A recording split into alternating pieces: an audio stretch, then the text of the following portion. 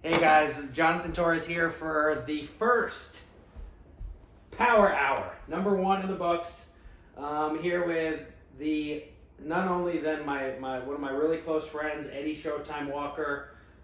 If you don't know him, you definitely do now. Eddie is a multiple champion Muay Thai fighter, fought in multiple locations: England, Macedonia, Madison Square Garden, where any fighter who've ever fought would love to fight.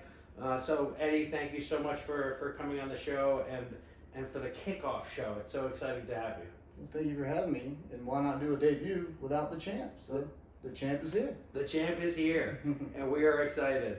Eddie, you've had a fantastic career fighting, and now you've also transitioned that into a new business that you're really rocking and rolling with it, and I'm super glad to see you killing it. Tell me a little bit about your fighting career and how that's really kind of transitioned the principles and successes that you've had has transitioned into this new business. Well, with any business, you have to make it your own. And so your most successful businesses are business owners that take their core values and they implement them into their business. And my core values stem from what I learned as a professional fighter. There's a lot of discipline involved, there's a lot of trusting involved, and there's a lot of self-doubt and confidence building characteristics that come with becoming a fighter. And so when you take those same attributes and you apply them into your business, like it's amazing at how well that transitions over into your clients whenever you're talking to them, because they can see the confidence that you have in your business, so it makes them want to do business with you. Yeah, that's fantastic. I'm sure a lot of the just countless days of training. One thing you've trained me before in the past, and you said you don't know how to throw a right roundhouse kick until you've done 1,000 of them. Yeah. Right, and that repetition builds confidence for sure. Well, and the saying is, you have to do something with 10,000 hours to become really great at it. Yeah. Well, yeah, you do something for 10,000 hours, but what if you're doing it wrong the whole time? Right. Right, So right. everything that you do, although that you're training, you need to make sure that you're getting the correct training, because anybody can do the wrong training and think they're doing it right, and then go out into the world and implement the wrong stuff. So That's a great point that you bring. I've always kind of believed in there's a ton of mediocrity out there, and it really boils down to a very small amount of tremendous discipline that separates the mediocrity from that 1%, from that 3% of people that are really successful. No, that's really true. You have to be willing to do what others aren't willing to do. Yeah. And anybody can be a fighter, anybody can be a businessman, but can anybody be a champion? Yeah. Can anybody be a successful businessman? No. Yeah. Because most people aren't willing to put in that extra time, that extra work when the lights are off and nobody's watching, to be able to do that extra training and get that extra knowledge to be able to move forward. Yeah. Growing up, everyone always told me, hey, listen, it takes you 3 years to learn any type of job, any position, any whatever it is. But you're right. If you're learning the not from the best of the best, what are you doing? Yeah, you definitely got to do your research and your due diligence on who you want to learn from. Yeah. One thing that I've learned myself is just sit back and just listen. Mm-hmm. When you see people that are doing things that you want to do and they're successful and their lifestyle is kind of what you're looking for you just sit back and just listen to what they say and how they act and how they treat other people, and then you can try to implement that within yourself and build that into your character. Yeah. Who would you say is the top person that you've learned from, fight-wise, and then also from business-wise? I would say fight-wise would be my coach, Manu. Yep. Not only was he a great technician with what he taught me as far as the fight game goes, but he was also a 6-time world Muay Thai champion back in the golden era of Muay Thai. Yeah. Where there was no, we're going to fight for points. It was you go in and you dominate and then you leave. And so he kind of implemented that into me. But at the same time, as he's training me, he was kind of teaching me life lessons and how to transition your fight mindset into just life itself, with the discipline and the honesty and the tradition of just doing the right thing. And so by learning that from him, I also sat back and I just watched a bunch of my close friends who are successful, and you were one of them. Yeah, You know, sure. when I was training you and you would come in and you would talk to me about, you know, your business and the things that you were doing and how you were helping people and you know, about the growth that you had in your business, like I would just sit back and just listen. I'm like, wow, that's impressive.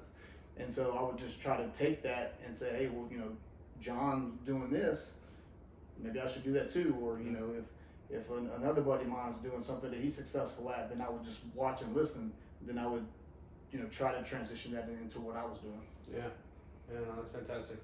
I think a lot of it has to do with mindset, and then you know surrounding yourself with the people that have that mindset. There's so many people out there that they just don't understand. They don't know that there's mindsets out there that can just unlock doors for massive success. You know, they're kind of closed-minded and stuck in these specific realms to where, you know, if they just change their mindset a different way. Every morning I wake up and I tell myself, I look myself in the mirror, I go, it's a great looking dude, today's gonna be a great day. You know, and by me setting that precedence every morning, every day pretty much is a great day. You know, now granted some days are a little tough, you know, but it's still a great day. You know? Yeah, absolutely. I mean, the world's full of negativity. Yeah. You can find negativity anywhere. Negativity is easy. Yeah. Being positive is hard. Yeah. You know, the things that you do hard make your life easy. And people get caught in that negativity, and so they begin having that low self-esteem. Yeah. And then when they surround themselves with other negative people, it just keeps them down. Yeah. So whenever they get around people that are, you know, a joy in life and they're doing things that they want to do, it helps bring that inner potential out of them. Yeah. But sometimes they don't stay there long enough, and they revert back to where the negativity is because it's easy. Yeah, yeah. You and I were talking before the show. You know, me being down in Florida for the past few years, I've been working out at a gym down there, and I can definitely see my fitness has kind of slipped a little bit, and it's just been because the place that I'm working out just doesn't have the energy and the same mindset within everybody working out to just push and push and push. So coming back up here to Atlanta now, I'm working out at you know one of the gyms, and it's push, push, push, push, push. I've gotten the best workouts that I've had in years, That's awesome. just by being around people with that same mindset. Mm-hmm. When it comes to me personally, everybody's different. Yeah. When it comes to working out and things, like I prefer to do everything by myself. Yeah. And unless, you know, I've got a group of friends that we can go work out every now and then. Yeah. But for me to stay consistent, I've got to stay consistent with myself. Yeah. I've got to have the self-discipline, because if I go to the gym and I'm dependent on somebody else to be there to help push me, then if they don't show up, Yeah. you decline fast. Yeah. So I have to, for me personally, everybody's different. I have to make sure that I can handle it by myself. Throw the earbuds in, Yeah. just take off to the gym and just get after it 100% and put in the same work ethic that I did when I was fighting and also that I do in my business. Yeah. So, and this made a drastic change for me in the past, 7 or 8 months. Yeah. Consistency, constant focus. I love. I follow The Rock on the Instagram, and at every other one of his posts, while he's working out, he's screaming focus. Yeah.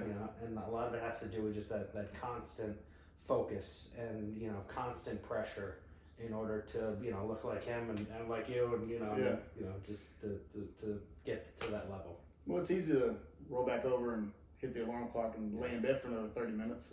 Yeah. But the first, the week, 2 Yeah. weeks maybe that you start doing it, you begin to develop the habit. So you're training your mind to know what's more important to you. Is that extra 30 minutes of sleep more important, or is taking your shirt off, looking in the mirror, going to the beach more important? Yeah. So yeah, we want to do that as far as taking our shirt off, but yet sometimes that bed does feel a little bit more comfortable. Correct. Takes 21 days to make or break any habit. It's true. Yeah. Mm-hmm. Yeah. Stuff. The roofing business. You started a roofing business. You got after it. Tell me about how you started. How long it took for you to really kind of start gaining traction. I'm sure coming from your fight career and your celebrity almost to transitioning to this really kind of helped it as well. Maybe. Yeah. Not really sure. I never even thought about being a roofer ever in my life. Yeah. It never even crossed my mind. I didn't even know what a roofer was. Yeah. You know, I used to see guys on Facebook posting selfies on a roof, and I'm like, what are these douchebags doing? Yeah. You know.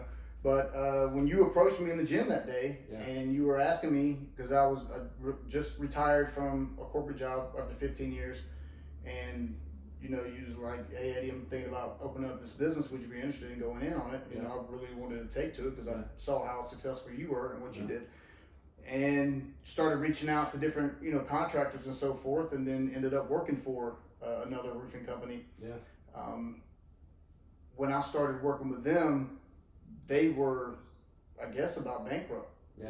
I didn't know much about them. Yeah. They didn't have a website. They didn't have business cards. They didn't have any means of finding them on social media. Wow. So what I had to do with zero roofing experience, zero sales experience, other than knowing how to sell myself fighting, I used that to help sell roofs, because I sold myself to people, because we're in the people business, and because they trusted me and trusted I was going to bring the value that I promised them, then they allowed me to sell them. Yeah. And once I started selling them, then the pipeline started to build. And I just used the same mindset that I had in fighting into the business, and knowing that I could depend on me 100% and I could depend on others about 50%. Yeah. But as long as I had me at 100 and they're 50, I'm at 150, you know, Eddie math, and then you can't stop me. Yeah. And so it just transitioned from that until I ended up starting my own business. Yeah, that's awesome. That's super exciting. And it doesn't matter what business you're in. You had mentioned, you know, you're in the people business. Mm-hmm.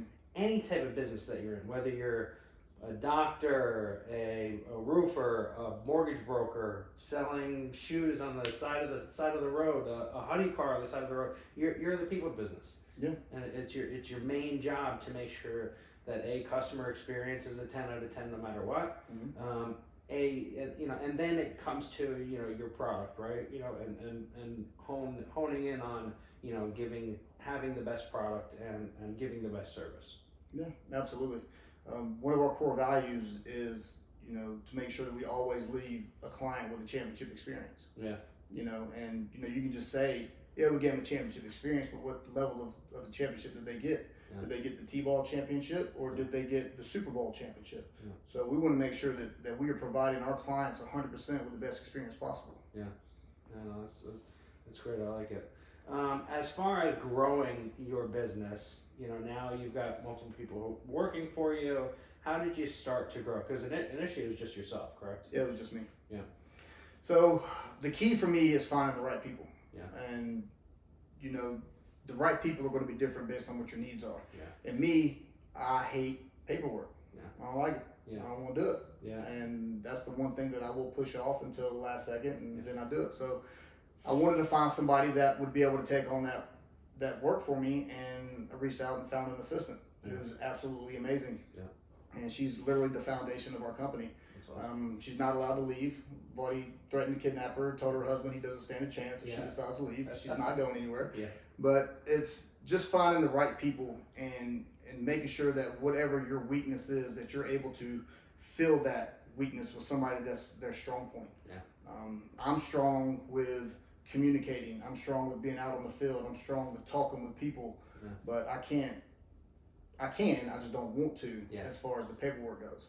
And so now what I'm looking for are self-driven individuals to where I don't have to stand over them all the time. I don't have to beg them to work. I don't have to, you know, drag them along and make them do their job. I want guys and girls that, you know, wake up in the morning and they're just ready to attack the day. Yeah. And our core values, I hire by them, I operate by them, and I fire by them. Yeah. And if you don't have those same core values, then you just can't work with Champion Roofing. Yeah.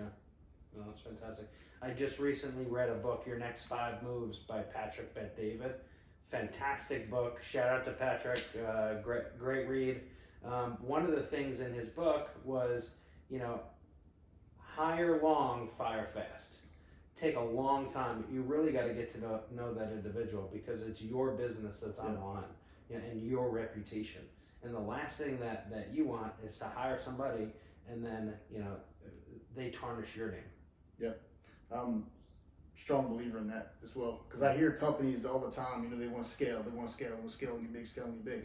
All you're doing is you're diminishing the quality of work that you now have, because you got too much out going on. It's hard to get that quality control in there. So I'm not really looking to scale to be a massive company anytime soon. Yeah. That's why my hiring process is very, very slow. Yeah. And I do want to make sure that I have the right people in place before we even take it to the next level. Yeah. You have a 90-day policy to where, if they don't cut it within 90 days, you can let them go. Mm-hmm. Which is good. I like it. When I was running the dealerships, I always, every time I'd have a new person come on board, I say, hey, listen, it's okay to be average, just not here. Yep. And that stuck with a ton of them, You told me that before, and I actually used it and I changed it a little bit. Yeah. I said it's okay to be average, but average people don't become champions. There you go. I like it. And you got to be a champ to work with Champion Roofing. I like it. Yeah. And so I've always said, man, Jonathan had an awesome thing. I just started using it, so. Yeah, it's fantastic. No, I'm super glad that you're using it. It's great. Iron sharpens iron. I mean, I learned that one from you. Yep. If you wanna be one of the best fighters, you got to train with the best fighters. Yeah. Which is why I've reached out to you many moons ago to get beat up. Yeah, I know.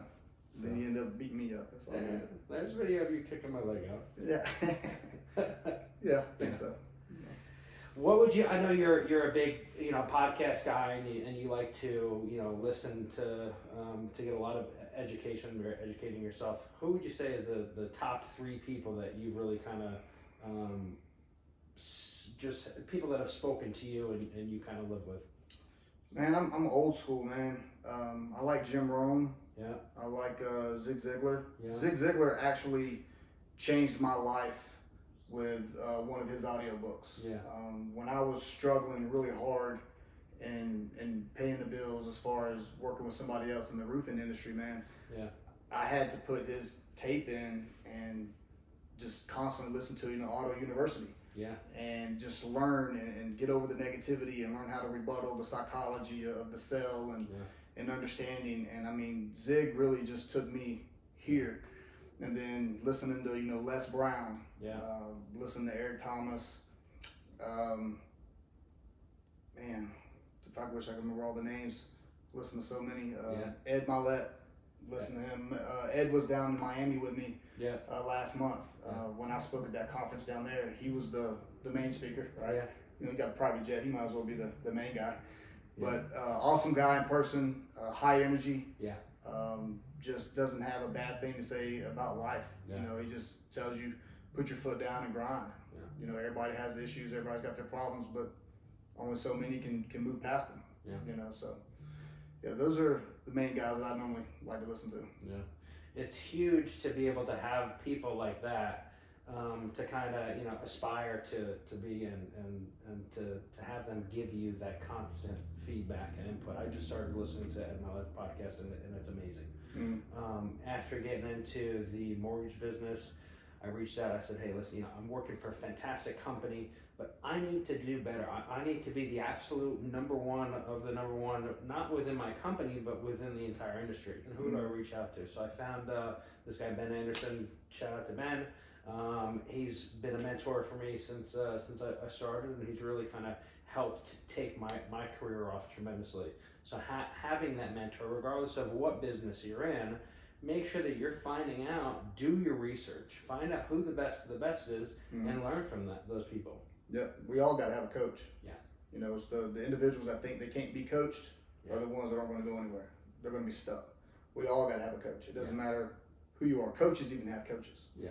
Like they'll even tell you, I pay tens of thousands of dollars a year for coaching, specifically. Yeah. We all get stuck in a rut. We got to have somebody help us guide us through. I know a lot of people would say, I when I first got in the car business, there was a lot of people who had been doing it a long time, and I did it 20 years, and a lot of the people when I first got in, hey, I've forgotten more than you know. Okay, well, if you had a mentor, and maybe you need to be reminded of those things. True. Get back to the basics. There's a lot of people that have been in one specific industry for a certain period of time, and then you see their productivity falls off because they've forgotten what got them there and the drive that they needed to scale to where they are, and then they kind of just put it on coast mode instead of keeping that gas pedal down. Yep. Sometimes they try to overcomplicate it. Yeah. They forget the simplicity of it. Yeah. You know, when you begin to throw more variations and variables because you want to be different. Yeah. You know, you're really just making it more difficult on yourself. Yeah. Now, what are some of your goals? You know, right now you guys are rocking and rolling. You've got a great team underneath you. What are some of the goals and aspirations? I mean, are you trying to grow this thing to, you know, a nationwide company? I mean, you know, where is your mindset at? I'm just along for the ride, man. There you go. I enjoy the process. Yeah. You know, if I was focused on an end goal, then that'd be the only thing I'd be focused on. Yeah. So, 39 years old, you know, got plenty of life left. Yeah. And I just enjoy working with people. Yeah. You know, and the people's what's going to make my company grow. Yeah. It's not going to be me. Yeah. I just want to be a part of it and see what happens, and hopefully we're able to feed a lot of families along the way and raise a bunch of little mini champions, and they can possibly come and work for us too, or go do bigger and better things with other businesses. Yeah. But I've never really thought about building my business to sell it. Yeah. I've never thought about, you know, going nationwide or anything like that. If it happens, it happens. Yeah. You know, but I'm not in a hurry. Yeah. You know, I've worked for corporate, you know, for 15 years before I retired, and I saw the daily grind of the rat on the wheel. Yeah. You know, it's the same thing over and over again. People are negative, miserable, hate the company and all of that. And because I'm experienced with that, I don't want that for my company. Yeah. So instead of pressuring people to reach these highly successful goals that are unreachable, just want people to be successful in their own right and just get better every day. And as long as they get better every day, the company's going to get better every day, and the numbers will continue to climb. Yeah. Yeah, that's fantastic. I like that mindset. It's good. Ever thought about getting back in the ring? My wife won't let me. I miss the training, man. I'm not gonna lie. Yeah. The training was my therapy. Yeah. And that I could go in and take all of life's pressures they had on my shoulders, and I could literally kill myself in the gym. Yeah. And when I left, I felt like I was just a refreshed man. Like I drained every ounce of blood, oxygen, water out of my body. Yeah. And it just replenished itself when I left. And I miss that feeling. Yeah. There's not many things that you can do in life that you get that feeling. Yeah. Yeah. I've felt it many times with you. Just exerting nothing and then driving home from the gym and barely being able to lift your arms to hold them on the steering wheel. Yeah, I mean it's great, and you sleep a lot better too. Yeah. Honestly, I can tell you, I have not had a good night's sleep since I retired. Yeah. Because I can't exert myself to exhaustion like I used to. Yeah. And it took me a minute, like once I retired and transitioned, to figure out like I have to have some form of energy outlet. Yeah. Because if I don't have it, I'm miserable. Yeah. I'm irritable. Yeah. And it's just so much in me that needs to get out. Yeah. And if you don't direct it in the right spot, Yeah. you know, it can go into the wrong areas and affect your life differently. So For sure. now I lift weights and run the business and Yeah. live life. So everybody needs a release, right? You talked about, you know, kind of fighting and stuff. Any other types of releases, stuff you do for fun? Nah, man, I'm boring. I don't really do much, man. To be honest with you, you know, with the kids, you know, the kids are involved in sports and their stuff, and I literally just go to the gym, work out, and work. Yeah. And that's about it, man. I'm boring as it gets. I'm not out there partying like the young days, but Yeah. it's, I guess what you want out of life, you get it. So No doubt. Well, you and I are both similar in age, and the long partying nights have kind of left us. So yeah, nothing wrong with that. But, no. You know, now you go out during the day and Bed Bath and Beyond. I don't know if I have enough time. You know, a little Home Depot trip. There you go. You know, a little Home Depot, see what's up there. Oh man, I love it. Well, Eddie, seriously, thank you so much for coming on for the first Jonathan Torres podcast. I really appreciate your wisdom. Thank you so much. Congratulations on your success so far and what you've done, and congrats to your future successes. And I'm so thankful to call you a good friend, and look forward to maybe getting you back on here again soon. So do I pay you now for the compliments or just after? No, I really do appreciate you asking me, man. This is an honor. It truly is. Yeah. You're doing great things, and I love watching you. I'm a fan. Yeah. I love all your motivational daily posts on Facebook. Great. And I will heart them every day. That's great. Where can we find you? Social media. Find me on Facebook at The Roof Champ. Cool. You can also find on our website, www.theroofchamp.com. Yeah. We also have Instagram. It's all the same, The Roof Champ. My personal is, I can't even remember. So, Gotcha, no worries. it's been so long ago. But yeah, I mean, I'm on social media, all that good stuff. You probably see me around and about speaking somewhere. If somebody needs a new roof, who do they call? The Champ. I like it. If guys, any of you know anybody needing a new roof, have any questions for Eddie, please reach out to him. He is the best of the best when it comes to that business, and just a really good dude. So thanks again, Eddie. We appreciate you, and signing off. Appreciate you, brother. And we didn't hardly stumble or nothing. That was really good. Did good. Let me make sure this one's on. I think you did it too well on the debut there, buddy.